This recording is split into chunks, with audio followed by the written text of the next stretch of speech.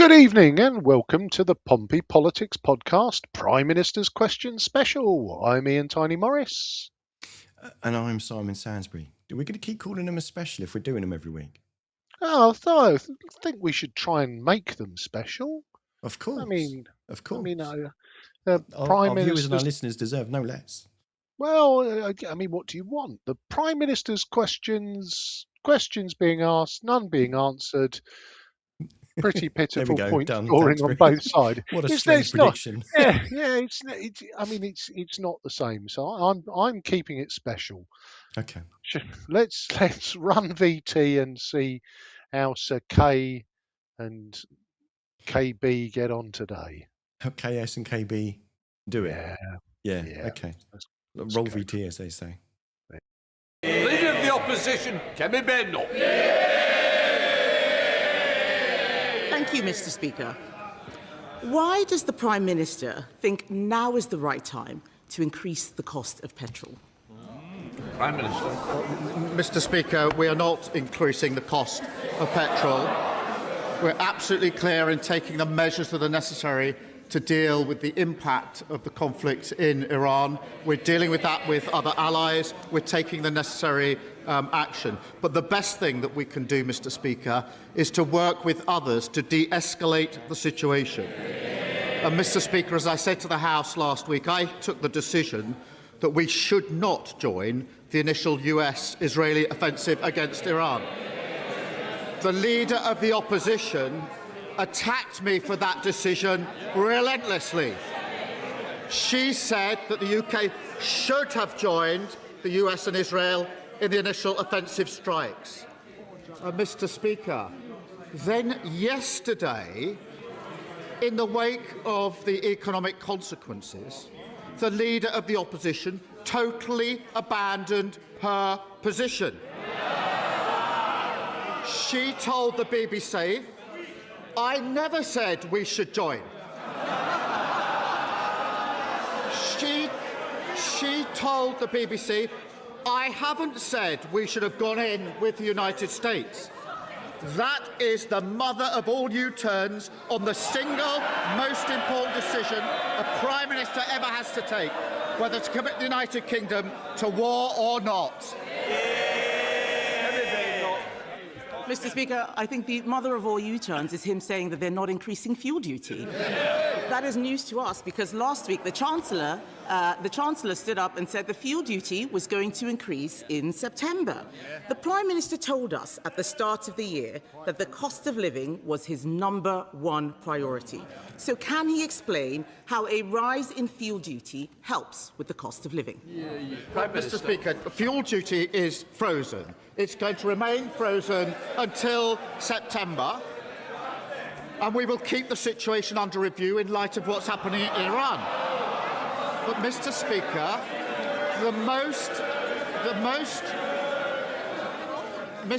the most important issue is de-escalating the situation.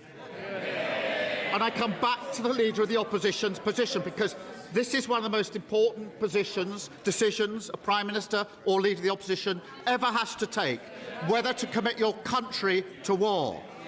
The day after the initial US-Israeli strike started, her shadow Foreign Secretary said that the US-Israeli initial attacks were absolutely right, and it is a position my party supports.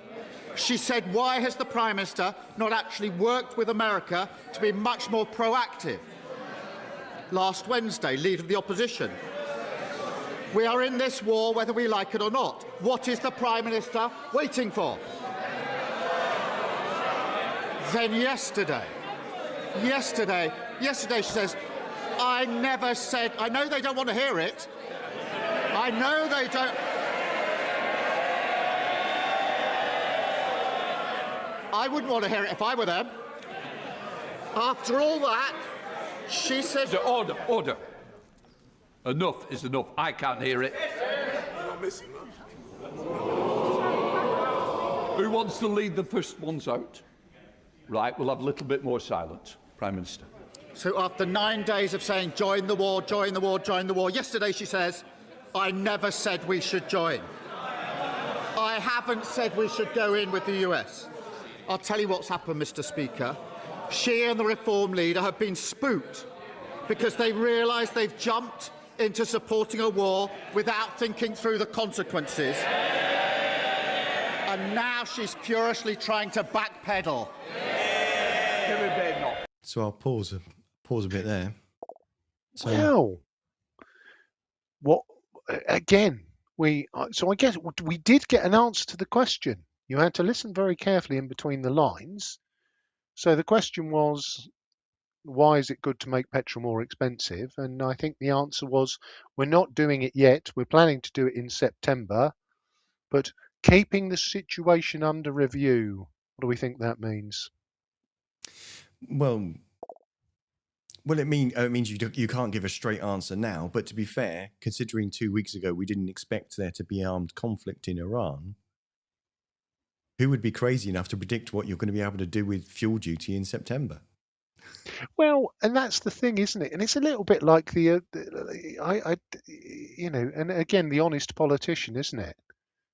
Things have changed. But the initial, was it just me, Simon, or when the first question was asked? So Kay just stood up and read the pre-prepared statement that he was going to read whatever question was asked.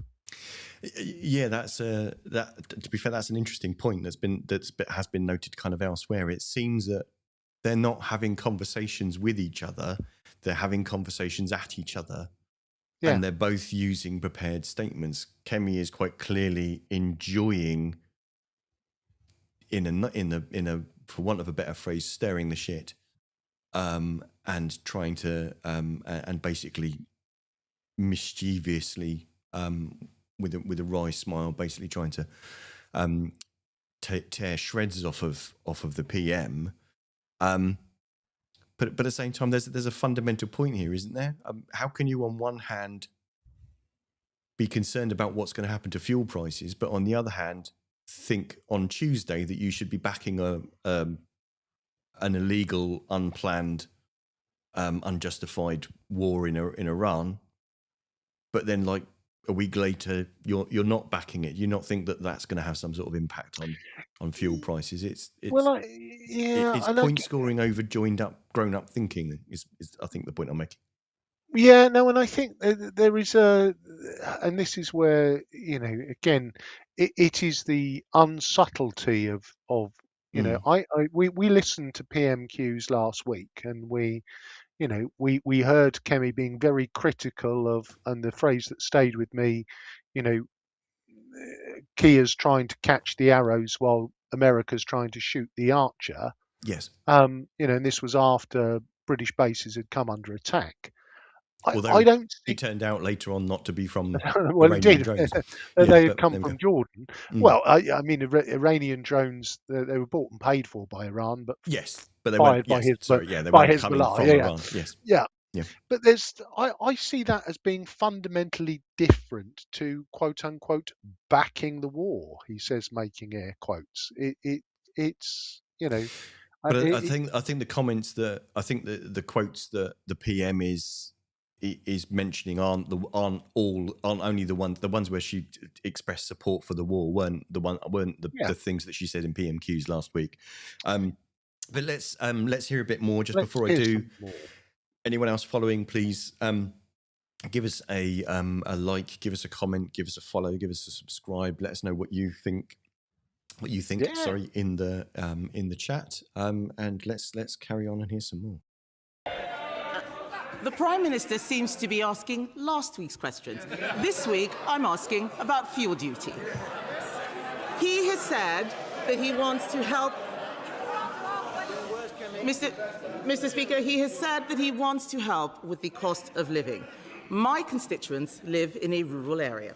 They rely on their cars to get to the shops, take their kids to school, see their elderly parents. And they tell me the rising cost of petrol is the single biggest cost affecting family finances. So does the Prime Minister not understand how important cars are to people in rural areas, or does he just not care? Prime Minister. Mr. Speaker, we're working across all departments and with allies to deal with the impact of the conflict in Iran, as the House would expect. But she says about, if I'd asked her last week, her position would have been, we support the initial strikes and we want to join the war. This week she says, we don't want to join the war. I'm sorry, that is a screeching U-turn. And Mr. Speaker, this is it. In this job, you don't get a second shot at making the right call on taking your country to war. If she were Prime Minister, Mr. Speaker, we would be in the war, and she would be coming back to Parliament a week later to say, oh, sorry, I got that one wrong. Order! Order! Order! I'm sorry I'm interrupting you, but unfortunately, we've got to stick to Prime Minister's questions, not opposition questions. Kevin Bader up. Mr. Speaker, he said if I were Prime Minister, HMS Dragon would have left a week ago. The only time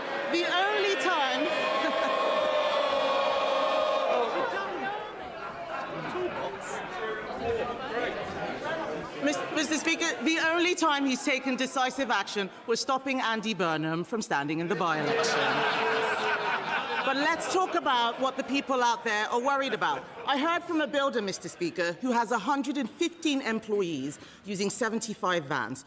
With the jobs tax, sky-high energy bills, and now a hike in petrol prices, that builder is having sleepless nights. How does the Prime Minister justify a rise in fuel duty to that small business owner and millions more like him up and down the country? Prime Minister. There hasn't been a rise. It is frozen. There isn't going. It is frozen until September. And Mr. Speaker, she mentions the HMS Dragon. Can I first start by thanking the Royal Navy who are serving on HMS Dragon? Can I second say that what's been happening is it's been carefully being loaded with the anti-strike ammunition and capability that it needs. And the Navy and civilians have been working 22-hour shifts in relationship. But in relation to those that are taking the action to defend us, what does she say? Just hanging about. Just hanging about. That's how she described our pilots in the region. Let me tell you what they've been doing. Flying sorties in 7 of the 10 countries in the region day and night, taking out incoming strikes, protecting the lives of others whilst risking their own. If she had any decency, she'd get up and she would apologise. Going to pause there. So, bit of yes, local there's a bit- interest. Yeah, HMS Dragon. yes. Nigel posing in front of it yesterday. Well, I'm sure something was bound to make it want to leave. So, yeah, I mean, if even the Speaker of the House is having to remind the Prime Minister that it's Prime Minister's question time, and that we're just kind of re-rehearsing or revisiting the lines that we had last week, it's not a rerun, is it? At the end of the day, it's a different week with a different set of problems, and it seems a different set of solutions from different parties. But is anything landing? Well, I guess but isn't it an interesting piece around the sort of goading and the counter goading, which isn't productive. So obviously, Keir's attack line this week is you would have had to have U-turned on the war if you were Prime Minister. And Kemi's approach was how do you fancy doing a U-turn on fuel duty? And they're kind of both staring at each other, waiting to see who was going to blink first. And the fuel duty's not until September. And I just think that this is where sometimes there's a bit of, well, if you are, you can say it's under review. Is there anything wrong in saying, no one could have predicted the sharp rises in petrol prices. We recognise it. We will keep it under review. And if the situation remains serious and prices are at the level that they are now, then of course we won't increase fuel duty. No. I don't get why you wouldn't say that. Well, if you're not in a position to close down the question and the argument in that way, that's got to be because you actually don't know what you're going to do, or you haven't kind of set a red line by which you're going to decide to do something else, and therefore there's a conversation and a calculation going on somewhere else, obviously in the Treasury, about what you will or won't do and what the differences are going to be that would cause you to make a different decision. But you're right. You could be saying the word, words to that effect, but then you only want to say that if you can be held to it. I mean, there's also, of course, the possibility of, depending on certain pundits, as to not being funny, whether he'll be the guy around in September. Well, there is that, but there's also an element of, in reality, if everything, if the fuel price is driving up costs and prices and everything else, and I'm a simple man, I'm not an economist, but doesn't that mean that the VAT that you're going to get on all those things that cost more is going to go up? So you're going to get more taxation in, which means you could possibly, I mean, all the sums need to be done, but yeah. Shall we listen to some more? Yes, let's make our way through it. Mr. Speaker. Oh, hang on. I think they should wait for it. Mr. Speaker, I have never criticised our armed forces. I have criticised him. Order. Mr. Swallow, you're going out. I've had enough. Week in, week out. Either leave or I'll name you. Mr. Speaker, I have never criticised our armed forces. I am criticising him and his decisions. And let me remind the House, Mr. Speaker, about his record on the armed forces. This is the same man who worked with Phil Shiner, a traitor to this country, who made up evidence to put our soldiers in prison for crimes they didn't commit. That is his record, so I won't take any lectures from him. And by the way, military families are also worried, the ones in this country, about petrol prices. He's got nothing to say on that. And there's another group of people, Mr. Speaker, who have been hammered by this government. Farmers. I spent all last year telling the Prime Minister that his family farms tax was killing British farming. Now, those farmers are being punished with higher fuel prices. Does the Prime Minister think that's fair? So, Mr. Speaker, no apology to our pilots who are risking their lives. And I'm not going to take lectures from someone who says we should join the war, and a week later says, can I change my mind? I got that wrong. It is deeply embarrassing. And she's not the only one. Mr. Speaker, last week she's not the only one, the leader of Reform. We should be part of this with the US and the Israelis. We have to get rid of the regime. We should do all we can to support the operation. I make that perfectly clear, he said. Until yesterday, screeching U-turn, we shouldn't get ourselves involved in another foreign war. Two parties packed with failed Tories, led by leaders who are not fit to be Prime Minister. Mr. Speaker. Just pause it quickly just to say the camera kind of, for those listening on audio later, the camera then switched, showing that Nigel Farage was actually in the chamber, and sat next to him was Sorella Braverman. Do you want to make any comment, or shall I just go straight back to playing on? Yes, go. Play some more. Speaker, he doesn't want to talk about fuel duty because he has got absolutely no answers. The Conservatives are on the side of farmers. We are also on the side of drivers. We froze fuel duty every year from 2011, and in fact, we cut it in 2022 because we care about the cost of living. Labour think drivers are a cash cow. And now, Mr. Speaker, they think that drivers are a cash cow, and now they're hiking fuel duty for the first time in 15 years. Everyone in this House knows the pattern. First, he'll march his backbenchers up the hill. Then they'll be forced to defend fuel duty rises in the local elections. Then there'll be another humiliating U-turn. So why doesn't the Prime Minister just stand up, admit he's got it wrong again, and scrap the fuel duty hike now? Mr. Speaker, in the last 2 weeks, I've made two of the most important decisions a Prime Minister can make. The first is that we should not join the war in Iran. The second is we should protect British lives and the British national interest. The leader of the opposition decided that we should join the war against Iran. A week later, that we should not join the war against Iran and to insult our armed forces. She has utterly disqualified herself from ever becoming Prime Minister. Thankfully, she never will. Said David, leader of the Liberal Democrats. Before we go to Ed, do you want to round off on the comments on? Yeah, I just the whole premise of his kind of attack line, which for me was, she said we should go to war. Now she says we shouldn't. I just don't think that's true. I think it's just a lie. And I just think it's a bit. Yeah, She's clearly she's on record as saying elsewhere that we should be in it with the Americans, and we should have joined them.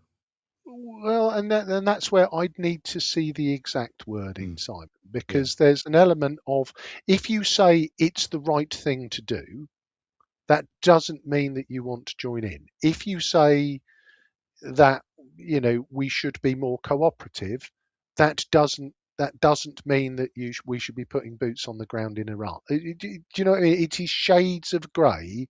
It's not as black and white as, oh yeah, can't wait to join in. Oh shit, no, we don't want to have any part of that. But I guess we live in an era where nuanced politics just doesn't happen. So let's see what Ed David comes this week on a glider. Again, no, and no kind of bungee jumping or rappelling. He's not rappelled down the face of the Elizabeth Tower into the chamber either. So, well, let's see what he's got to say then, seeing as he's not giving us any bungee-related antics. No.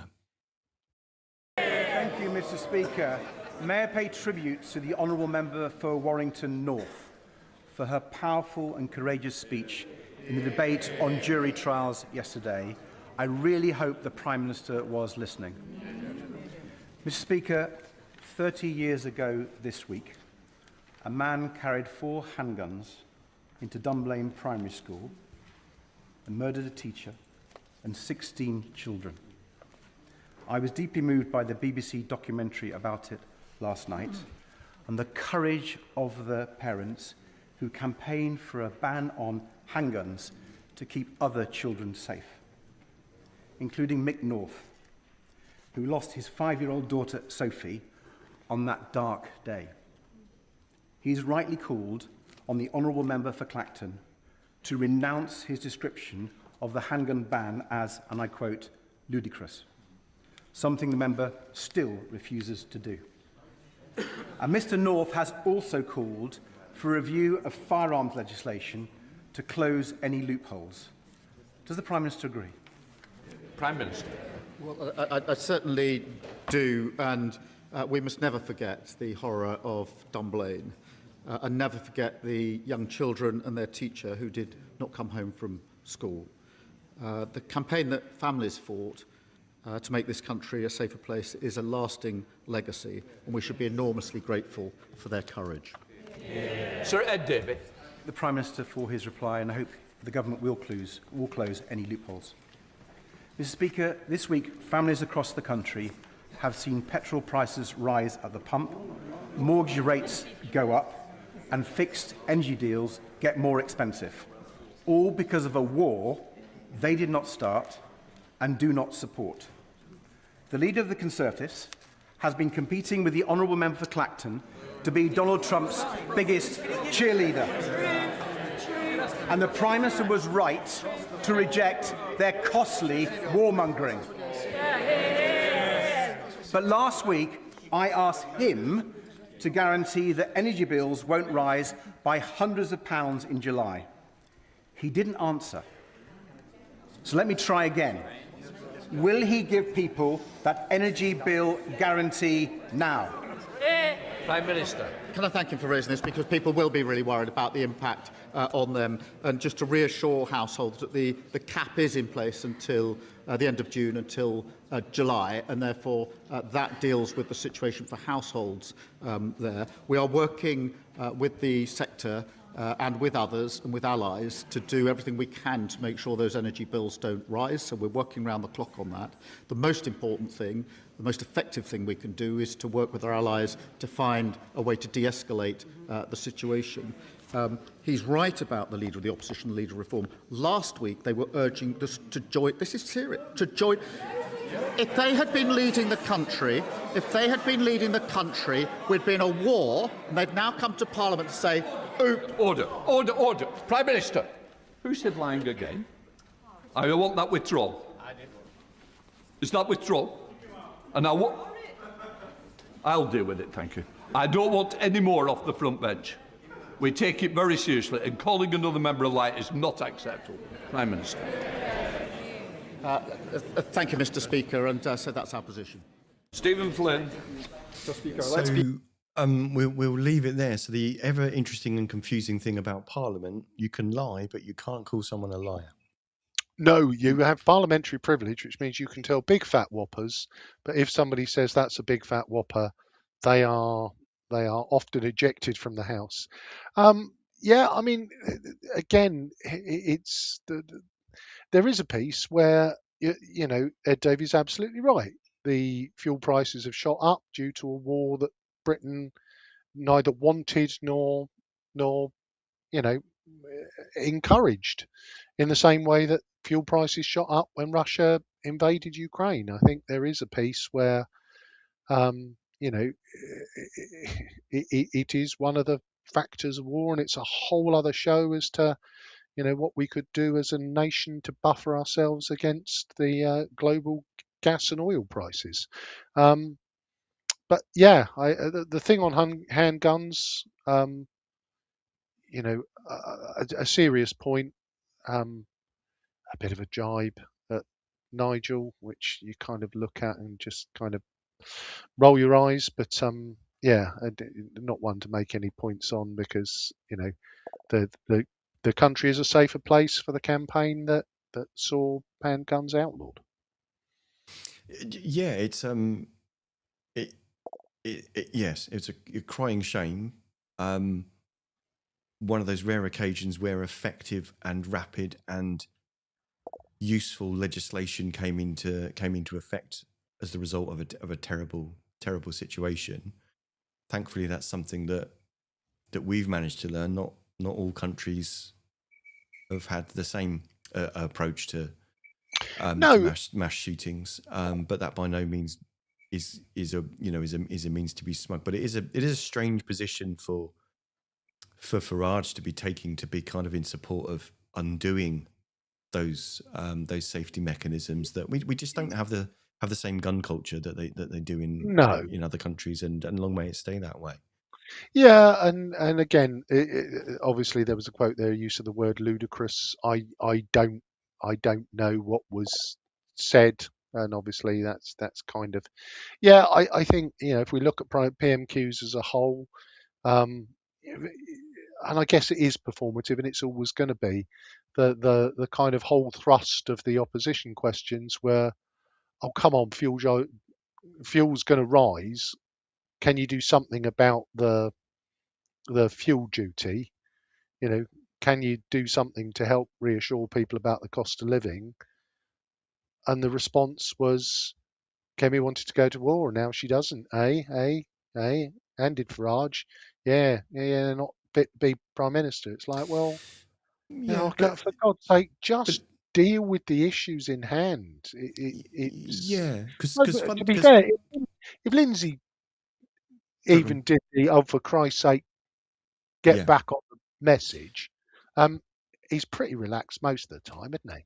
Yes, and yes, he is. I mean, I guess that, as we were saying earlier on, there's a fundamental question of, to be honest, that decision doesn't have to be made now. And weirdly enough, the more we talk about how awful things are going to be if the fuel duty rises, is actually it's kind of it's strange that the more you introduce that negative kind of conversations and connotations into the economy, the businesses that are struggling don't need someone reminding them how much worse it could be. Yeah. They need help with, or how much worse it might be, because we just don't know. Not being funny, this thing has come. If 3 weeks ago we'd said that this was going to be happening, people would have said, "That'd be bloody ridiculous. That's completely outrageous," and it wouldn't happen. So who's to know what's going to happen in the next 3 weeks that may well mean, you can only kind of essentially that duty rise, I suppose, in the Treasury's books is earmarked for something, and you can only spend it once, as in theory. and that opens another fiscal can of worms, which I shall cram the lid on quickly. Shut that down quite quickly. And remind everybody that you've been listening to the Pompey Politics podcast, PMQ special, and it is special. I've been Ian Tiny Morris. And I've been Simon Sainsbury. We won't have a show this Sunday. We're taking Mother's Day off, but we'll join us again next time for our look and reaction to PMQs. And we're living ever hopeful that there will be a sensible question and a sensible answer, but we're not going to hold our breath. We dare to dream. Yeah. Remember, the deadline to register to vote in May's local elections is 11:59 p.m. on Monday the 20th of April. Use the QR code on screen to take you to the Electoral Commission's website, where there are further details about registering to vote, as well as information where you can confirm where you would need to vote if you're voting in person on the day. Other deadlines apply to register for postal or proxy voting. Don't forget, if you're voting in person on May the 7th, you'll need to take photo ID to be able to vote. If you're not sure what photo ID counts, scan the QR code on screen or go to the Electoral Commission's website, where there are further details, including information about how to apply for a free voter authority certificate, which you will be able to use to vote in person on the day. Don't forget to like, follow and comment on Facebook, or comment and subscribe on YouTube. Find us on all the social media platforms: Facebook, X, YouTube, Threads, LinkedIn.